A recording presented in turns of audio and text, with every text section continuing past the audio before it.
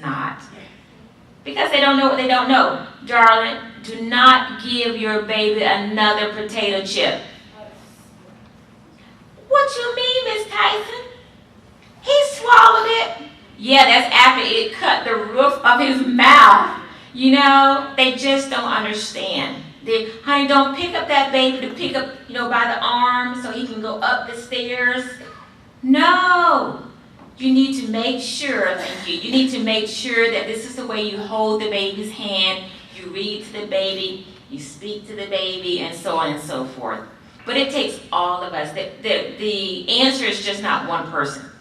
The answer is just not one school. The answer is not just one agency. It takes all of us working together to help raise these teen parents and to prevent teenage pregnancy again. So if you have any additional questions, my brochure, remember, is outside, but students may be referred to us by their counselor, or if they're age or majority, meaning if they are 18 or over, they can self-refer if they're still interested in obtaining a standard diploma. So it is a program that is resourceful, beneficial, and helps to keep kids on the path to graduation. Thank you for your time.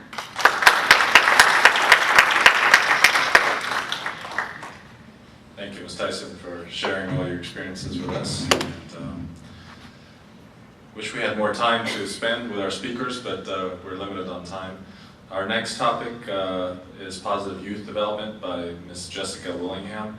Ms. Jessica Willingham is a sexual risk avoidance specialist. She received her degree in 2013. She has served on Bay County and the surrounding counties for many years, helping educate teenagers regarding sexual behavior and risk prevention. She's the senior health educator for the Bay County Health Department, and her topic tonight is Positive Youth Development. She'll be touching upon and addressing, educating both teens and parents on the risks associated with sexual activity and how to avoid these risks. We welcome Ms. Jessica Willingham.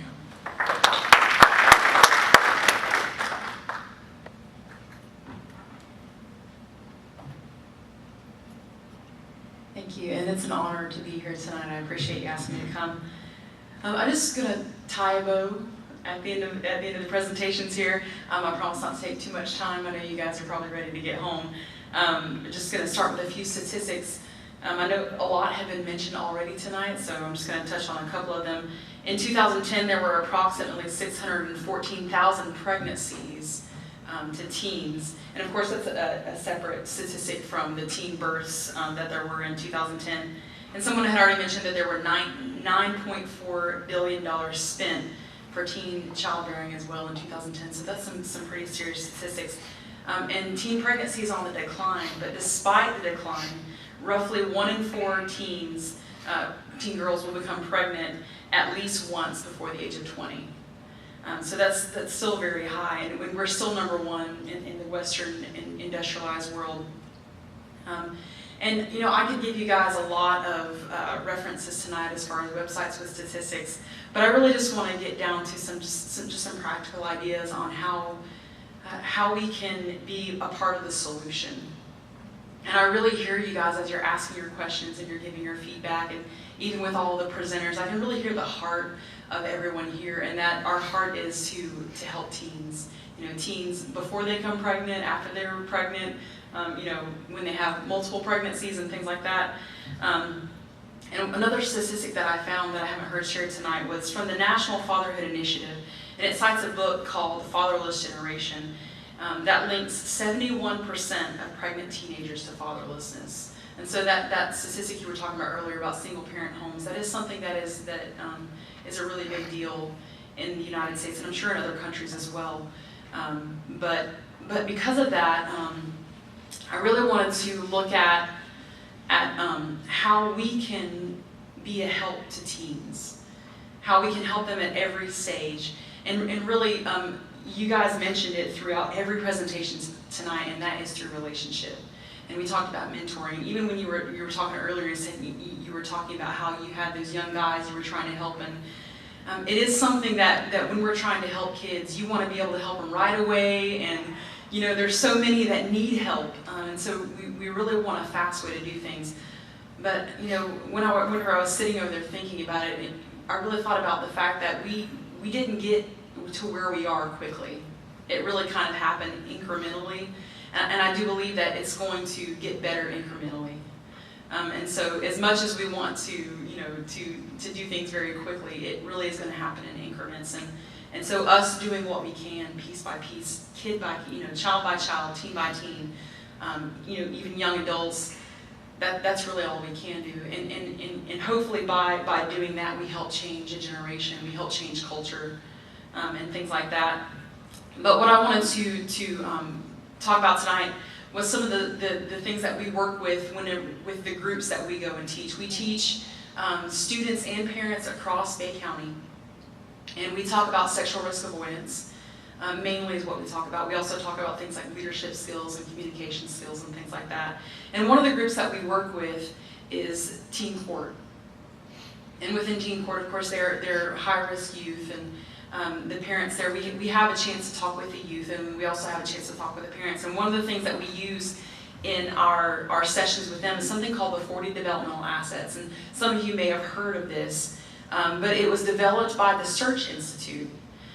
The Search Institute identified 40 building blocks that help with healthy development, and they call it the developmental assets. And it's to help young people grow up to be healthy, caring, responsible adults. And something that I found with the Search Institute website, we do just a very small presentation on it.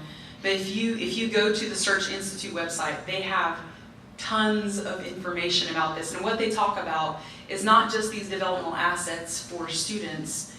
They also talk about developmental relationships. We've been talking about relationships, so having developmental relationships that help to identify whether or not students have these healthy building blocks. And then they also talk about developmental communities, and that's what we are here tonight. Even though there are not very many of us here, we are all here from the community.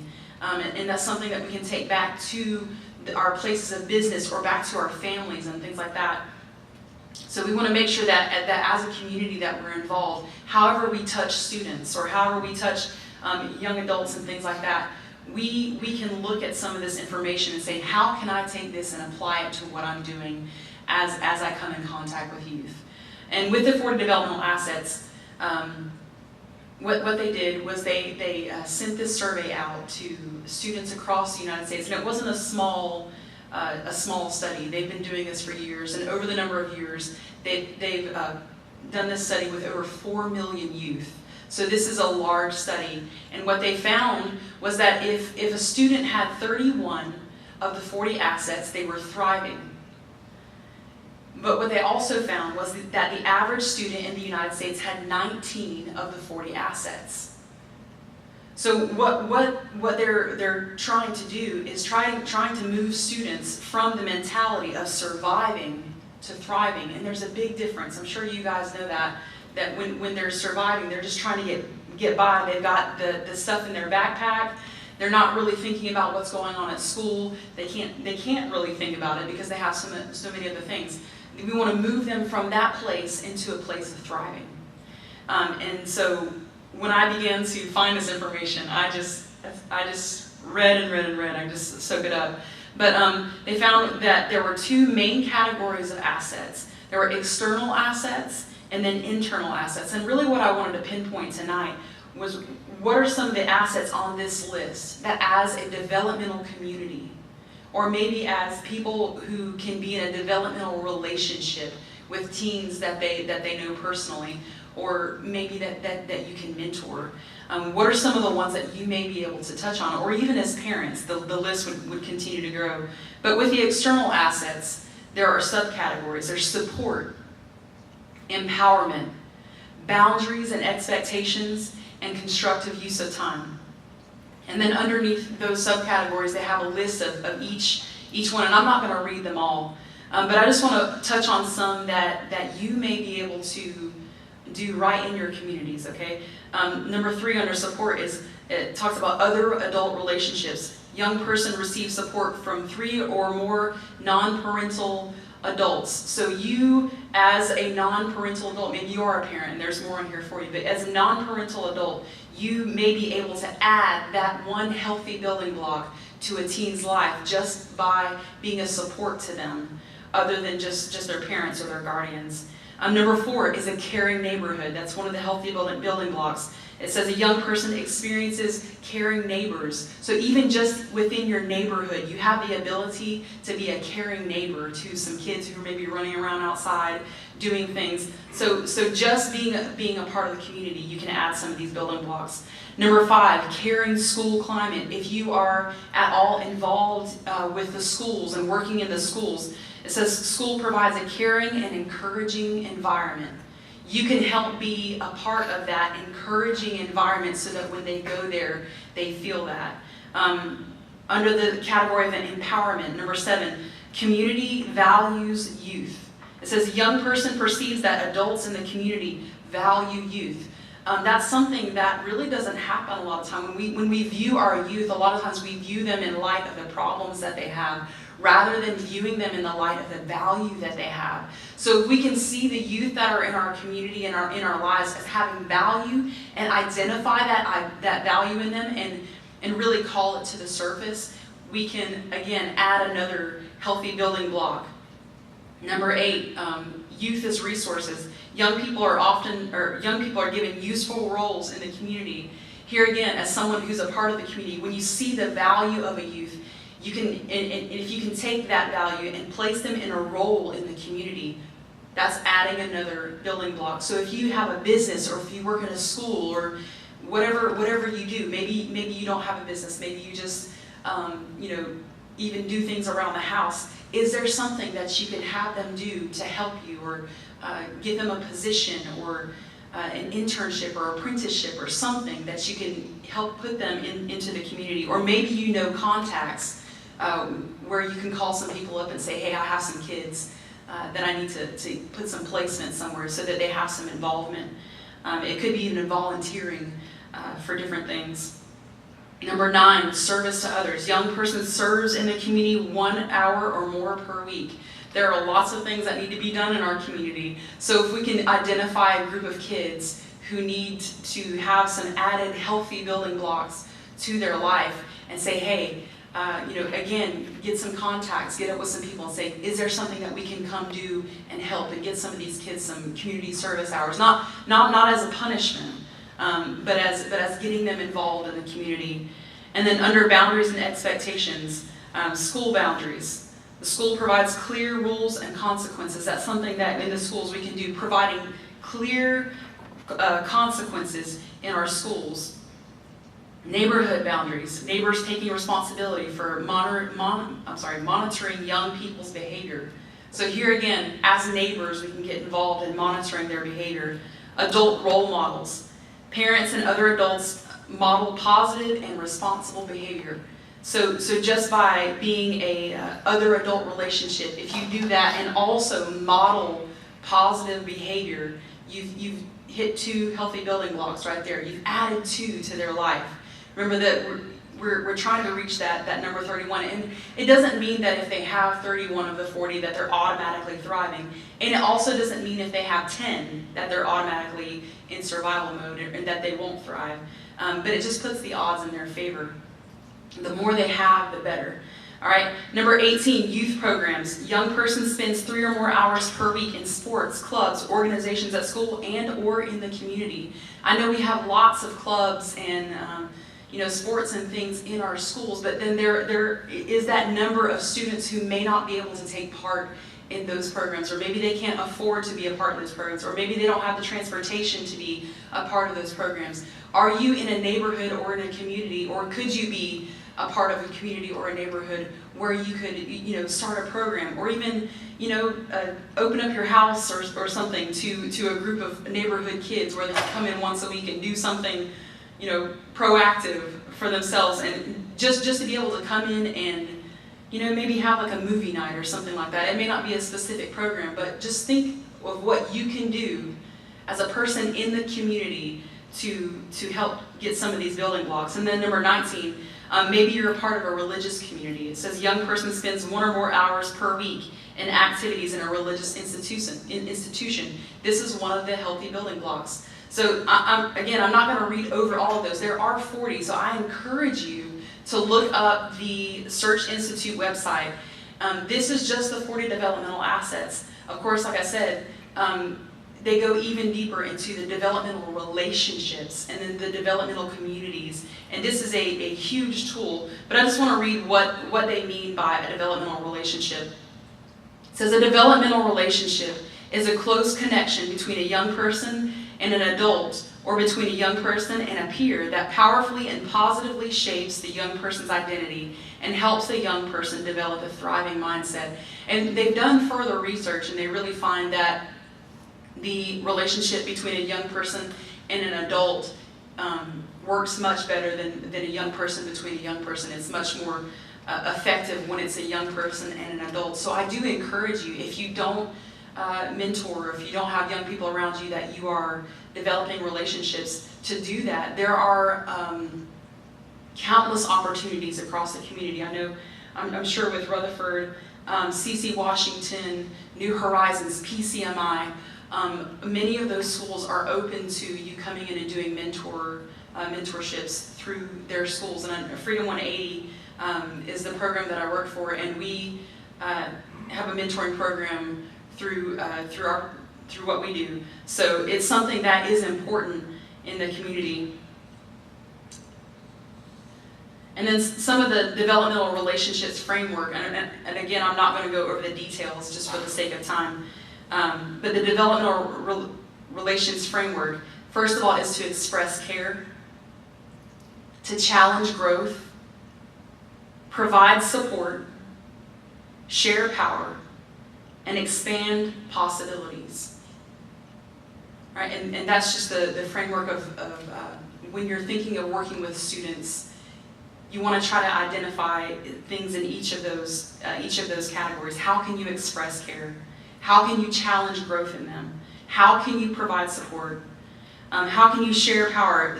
Teens want to feel respected as well. Adults do, and so do teens. So they want to be taken seriously, and they want to be treated fairly.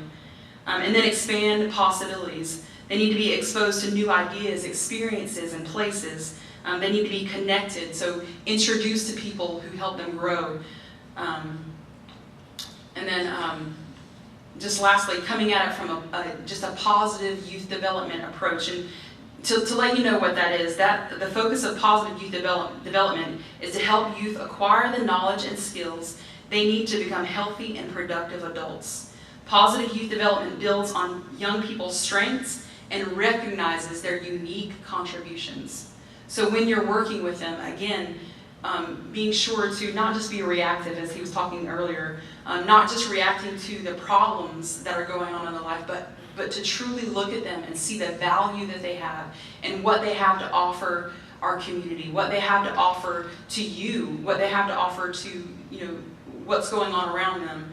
And I believe that, again, is something that over time, incrementally, if we become individually relational, so we have our developmental relationships, and then as a community, we become a developmental community, I think we'll really begin to see change, but I think it is going to take time.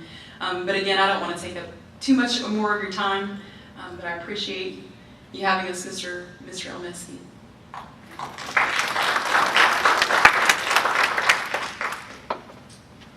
Thank you very much, Jessica. Make this very quick and short, probably our question and answer session to try to get everyone home. I don't know if there's any questions. Maybe we'll go for 2. All right. Mr. Elmesky, you have a question or comment? I have some closing statements if you have a question. Yeah, yeah, I think I have a question. It's a question and a comment also at the same time. I came actually from a culture which I grew up in Egypt. That was almost when I was young child, maybe it was in 40 or 1950. And as I listened to Jessica, I can see the Research Institute almost doing everything what we did in the 50s in Egypt. The community looking over the other children, to each other, neighbors, looking to other children in the street. If the child did something wrong in the city, tell him, even if he's not his father, I tell him, hey, pay attention to your father, or walk right, or do something. That's not to take in his freedom. That is actually to help the others to straighten up the child, or to make him feel that there are something important to follow. So I feel that is very strongly what she was saying, and everyone with these beautiful speakers here, this group, very diverse conversation, very diverse ideas. A lot of things that as with a spectator here, we should really take it outside to our community and try to be ambassador for them to see how we can really help this community, Bay County and our city, Panama City. It's a beautiful area here.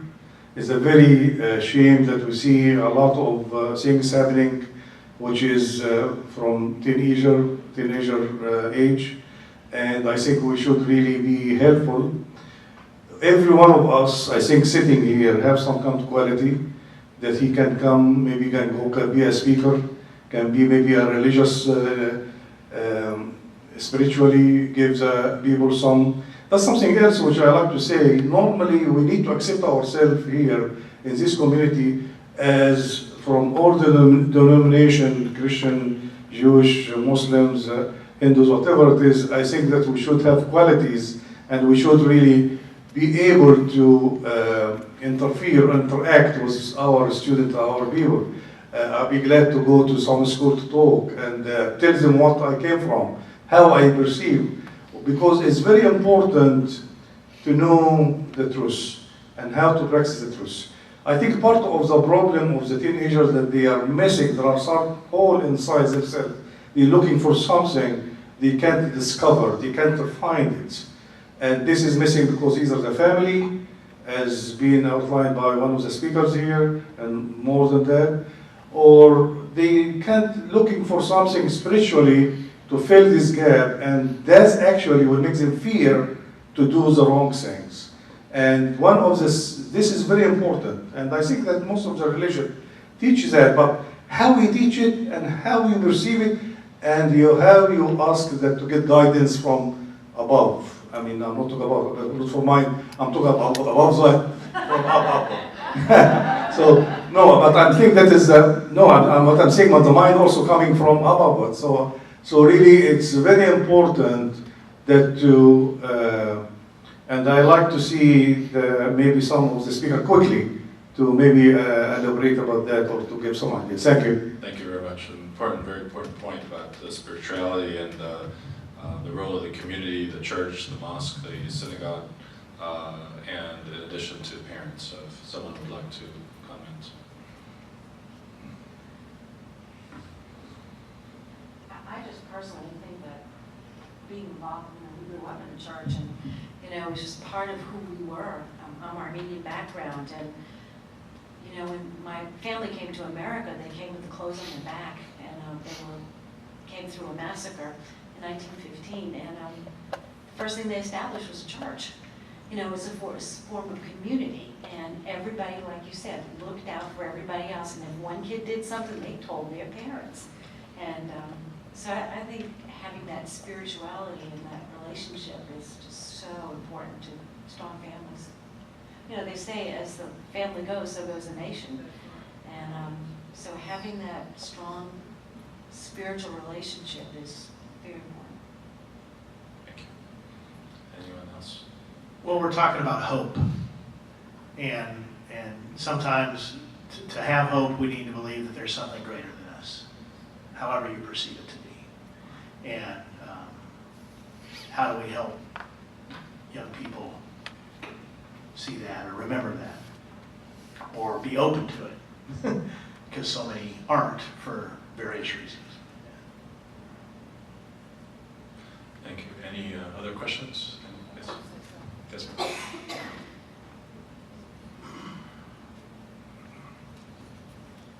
I don't really have a question, but I just wanted to say that we were a small turnout, but I think there's something here that Panama City and Bay County and the world needs. So I hope that you that started this continue, and that, you know, we'll go tell people, and because, you know, I do see in different pods around the country, people are realizing that we're losing something. We're losing a lifestyle, we're losing an essence, we're leaving a world to our children that's going to be battered and torn. And you're right, I think we can all come together, no matter what religion, race, whatever, and try to help to bring back the fundamental reasons that your parents came here, you know? And yes, when I was growing up, neighbors looked out for children. You can't do that anymore. They'll turn you into DCF or whatever. But if enough people come together, you know, grassroots are the answers, you know what I'm saying? And so I really hope that y'all will continue to have these kind of meetings. I really do, thank you. Okay, thank you very much. A very important point is to take this information and take it back to your community, your people, and educate. Also, I think the video will be, the lecture will be available on YouTube, Facebook, okay. And any other questions or comments? Before we close, and you know, we'd like to thank Gulf Coast State College, IUI. And there's a message from Mr. Linsky. There's plenty of food outside. To make sure you take some home. I just have two quick comments. I grew up in Panama City and went to middle school, Everett Middle School, and I remember we had lived abroad for a few years. I was born and raised here, but my first experience with teenage pregnancy was in 9th grade when one of our students had been missing for like 2 months from class, and finally she showed up. And so, you know, I leaned over to my friend and I said, you know, so-and-so has been missing, and I wonder if she's okay, but she looks like she's a little, you know, her belly's a little full. Is there something going on? And he just leaned over to me, and I thought maybe she was sick or maybe bloated, or I'm not sure. It didn't cross my mind that she would be pregnant, but so he said, I think she's pregnant. And I just chuckled, and I turned over to her, my first instinct, and said, do you believe he thinks you're pregnant? And her response to me was, yes, I am. And so, you know, my mouth just dropped, and to me it was a shock, and I didn't say anything after that. I didn't know whether to congratulate her or to do what, but I was shocked. Then fast forward, like, I guess maybe 19, 20 years later, in my practice now, you know, I've also learned not to say anything either about moms coming in and looking pregnant, because sometimes they don't turn out to be pregnant. And I learned that quickly in my first year of practice, and I was trying to. So that's my encounter with pregnancy. But, I've learned to keep my mouth shut, basically. So that's as far as that. On a more serious note, in my practice, teenage pregnancy, we think of obviously pregnancy and whether it comes from dating or relationships, and as Ms. Tyson alluded to, the man that's possibly going to give this young girl the love or the sensation that she never had from her father. But I think education is important. It needs to come from within the home, and it needs to be addressed. And whenever there's an opportunity for having the students or to sign up for the class about sex, and I think it's around the 5th grade in middle school, in elementary school even. I believe that's in 5th grade. And I remember having to sign those for my 2 oldest children. I think it's very important. I think at first we were a little hesitant as far as signing that, but I think the information that comes back is very important. But I have a situation in my practice and where 2 siblings were engaged in sexual activities. You know, same father, same mother. The girl was 12 and the boy was 14. And the girl ended up becoming pregnant. And it became a very difficult situation for the family, where the decision what to do, and it was against their belief to have an abortion.